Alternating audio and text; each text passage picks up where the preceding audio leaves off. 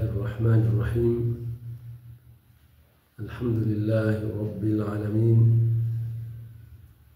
والصلاة والسلام على أشرف الأنبياء والمرسلين وعلى آله وصحبه وسلم.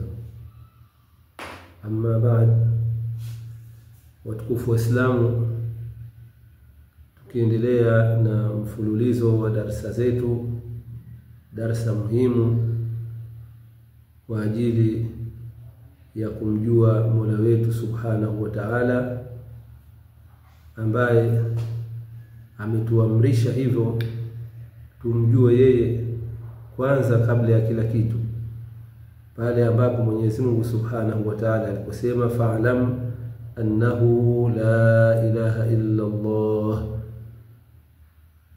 kwamba jueni, jua hakika hapana anayestahiki kuabudiwa kwa haki isipokuwa ni Mwenyezi Mungu Subhanahu wa Ta'ala.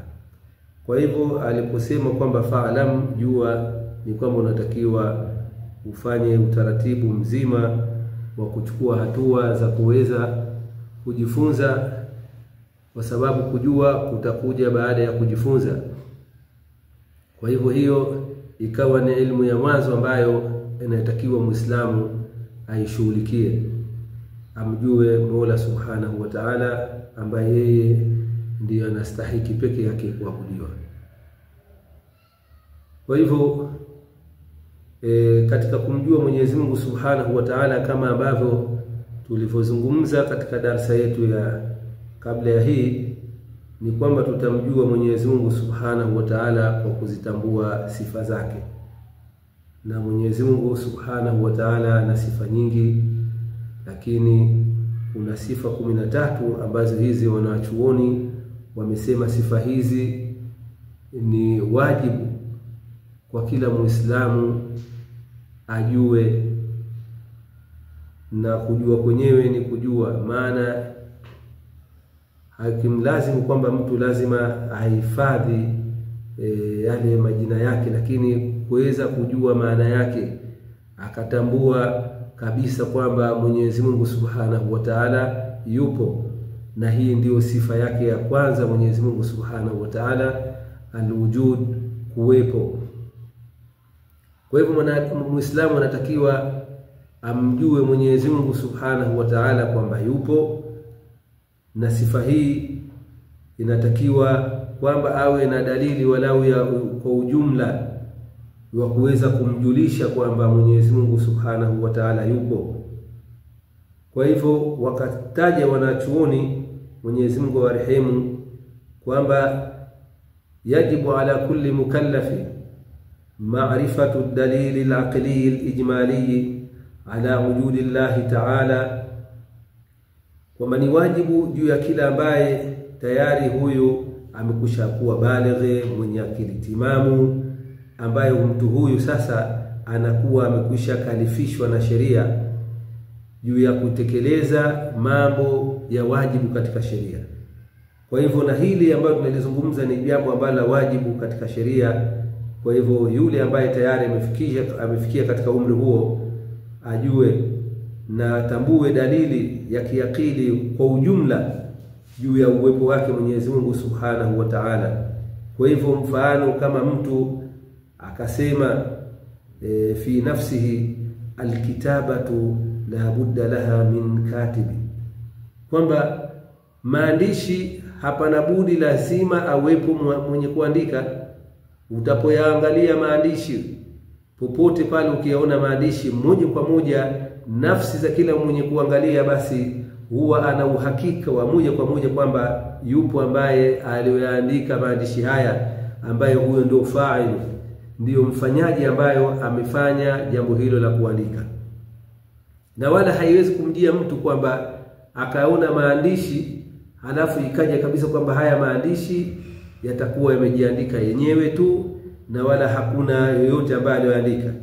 Lakini hufikia mahala haya maandishi watu wakaanza kuyarejesha, kujua kwamba haya maandishi ilikuwa ni watu wa karne ya ngapi wakiandika hivi, kwamba kwa kujua kabisa kwamba haiwezekani kuwepo maandishi bila ya kuwepo mwandishi. Na vile vile albina, jengo, haiwezekani kuwepo jengo bila kuwa mjenzi, na vyote hivi ni juz'u min hadha alalam, ni sehemu katika huu ulimwengu, na vinginevyo katika vitu ambavyo tayari vipo, hivi vinakuwa ni sehemu katika huu ulimwengu.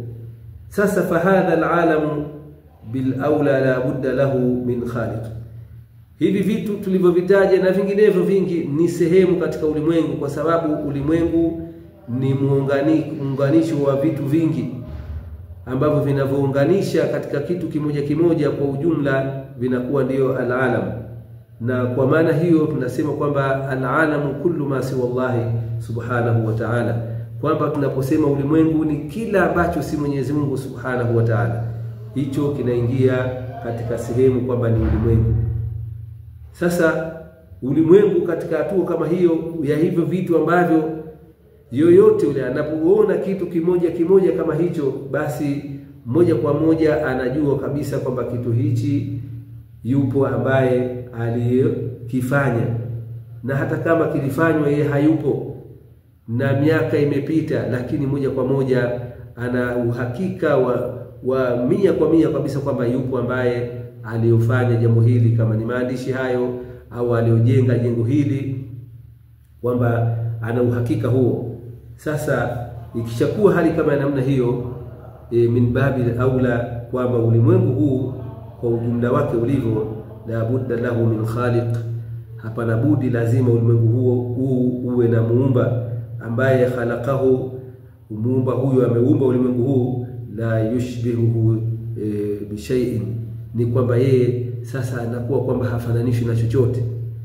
Hakuna chochote ambacho kitakuwa kinafanana naye subhanahu wa ta'ala biwajhi min alwujuhi, kwa namna moja au nyingine. Ni kwamba yeye subhanahu wa ta'ala ambaye ndio muumba wa vyote hivi, sasa anakuwa yeye hafanani na chochote katika hivyo. Dhati yake subhanahu wa ta'ala haifanani na dhati ya chochote katika viumbe vyake. Sifa zake Mwenyezi Mungu subhanahu wa ta'ala hazifanani kwa namna moja au nyingine na sifa yoyote ya viumbe vyake, na kadhalika hata yale ambayo anayoyafanya Mwenyezi Mungu subhanahu wa ta'ala hayafanani kabisa na yale ambayo wanayoyafanya viumbe wake. Kwa hivyo yeye subhanahu wa ta'ala, kwa hali hiyo ni wajibu kuwepo, na hii mtu atachukua dalili kabisa kwamba kwa sababu ulimwengu huu upo, ni kitendo tayari ambacho kipo, na tumekusha kuona kwamba la yasihu fil aqli wujudun fi'lin ma min ghairi fa'il. Hiyo ni jambo kabisa, akili yote iliyokuwa salama haikubali kabisa kuwepo kitendo halafu ikawa mtendaji hayupo. Ni lazima kitendo kikisha kuwepo, basi lazima apatikane mtendaji. Kwa hivyo na kitendo ni hichi, ni ulimwengu huu na vyote vilivyokuwepo, mambo yako katika utaratibu, ni kwamba haya hayawezi kuenda hivyo, lazima awepo mfanyaji, na mfanyaji huyo ni yeye subhanahu wa ta'ala ambaye ndio muumba. Kwa hivyo hii ni njia ambayo kila Muislamu anatakiwa kwamba ajue kwamba kuchukua dalili kwa ujumla, akistadili juu ya uwepo wa Mwenyezi Mungu subhanahu wa ta'ala kwa kupitia viumbe ambavyo ameviumba. Viumbe tayari hivi vipo, na kila ambacho kipo ni kitendo hicho, lazima hapana budi awepo mtendaji wake. Sasa ulimwengu huu upo, hapana budi lazima awepo muumba wake, na hakuna muumba mwingine ameumba ulimwengu isipokuwa ni yeye subhanahu wa ta'ala. Kwa hivyo mtu akarejea hata katika nafsi yake akasema kwamba ana kuntu baada an lam akun, kwamba mimi nimekuwepo baada ya kwamba kuwa sikuwepo. Mimi nipo, lakini kwamba kuna wakati ukirejesha huko kwamba mimi sikuwepo. Sasa kwa hali ya namna hiyo ni kwamba inampelekea kwamba ajue kabisa kwamba sasa uwepo wake ni kwamba ulihitaji lazima awepo ambaye atakayemfanya yeye aingie katika sifa ya kuwepo, kwamba kutoka katika hali ambayo ya kutokuwepo aingie katika sifa ya kuwepo. Hapo lazima awepo ambaye atakayehusisha kuingia katika sifa hii ya kuwepo. na hakuna mwingine ambaye yeye ndio ni mukhassis ambaye atakayemhusisha huyo kiumbe min al-adami ila al-wujud, kutoka katika hali ya kutokuwepo na kuingia katika sifa ya kuwepo, isipokuwa ni yeye Mwenyezi Mungu Subhanahu wa Ta'ala.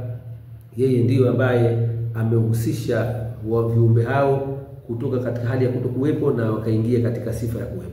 Sasa ni lazima kwamba yeye ambaye huyo Mwenyezi Mungu Subhanahu wa Ta'ala lazima asifike na sifa ya kuwepo. Sifa ya kuwepo ni lazima asifike. Kwa hivyo Mwenyezi Mungu Subhanahu wa Ta'ala, na katika kueleza hilo anasema afillahi shak, ay la tashukku fi wujudillah, kwamba msitie shaka yoyote katika uwepo wake Mwenyezi Mungu Subhanahu wa Ta'ala.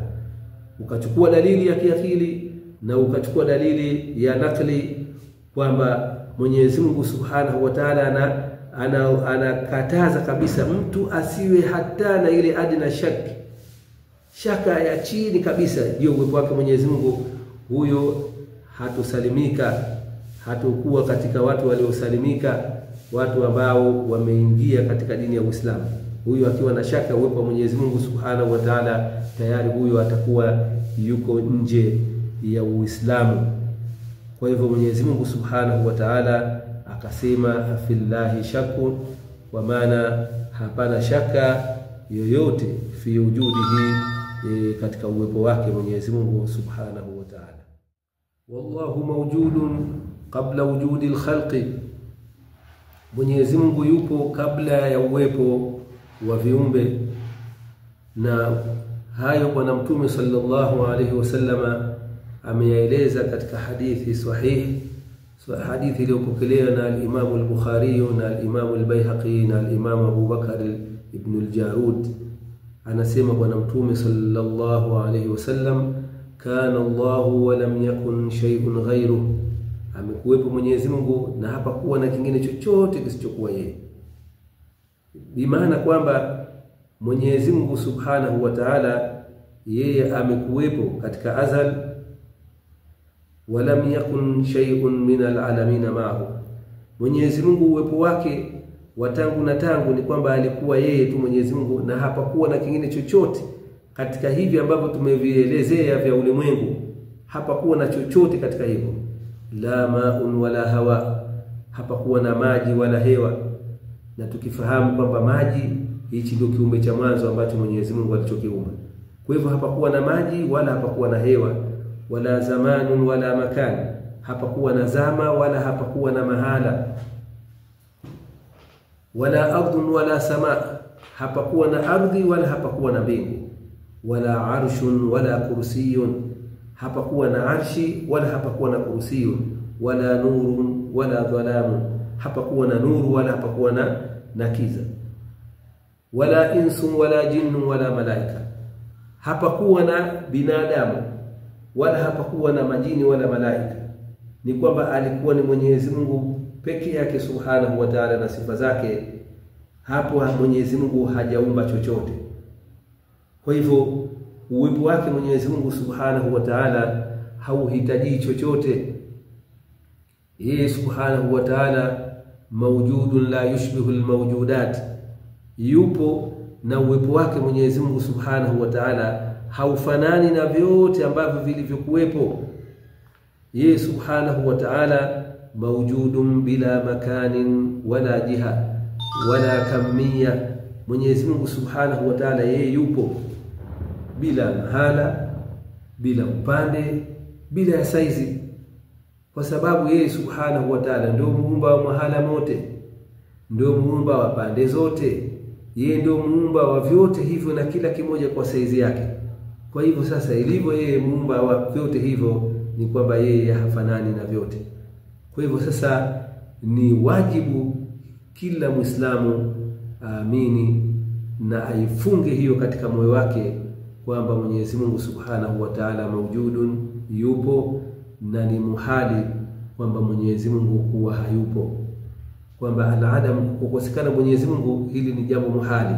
Kwa hivyo sifa ya wajibu Muislamu aamini wujudullahi, uwepo wa Mwenyezi Mungu, na uwepo wake yupo Mwenyezi Mungu, uwepo wake haufanani na uwepo wa kingine chochote katika hivi ambavyo alivyoviumba, na ni muhali sasa mtu Muislamu kwamba akaja kuamini kwamba Mwenyezi Mungu hayupo. Huyo moja kwa moja atakuwa ametoka katika Uislamu, kwa sababu tayari huyo atakuwa amekuwa katika hatua ya upagani, ambaye atakuja kuona kabisa kwamba ulimwengu huu hauna muumba, kwamba umejifanya wenyewe. Huyo anakuwa si Muislamu. Kwa hivyo tumeangalia leo sifa hii ya uwepo wake Mwenyezi Mungu Subhanahu wa Ta'ala, kwamba yeye Mwenyezi Mungu yupo na ni muhali kwa Mwenyezi Mungu kuwa hayupo. Kwa hivyo insha Allah Ta'ala tutaendelea na sifa zinginezo bi'idhnillahi Ta'ala. Wa hadha, assalamu alaykum wa rahmatullahi wa barakatuh.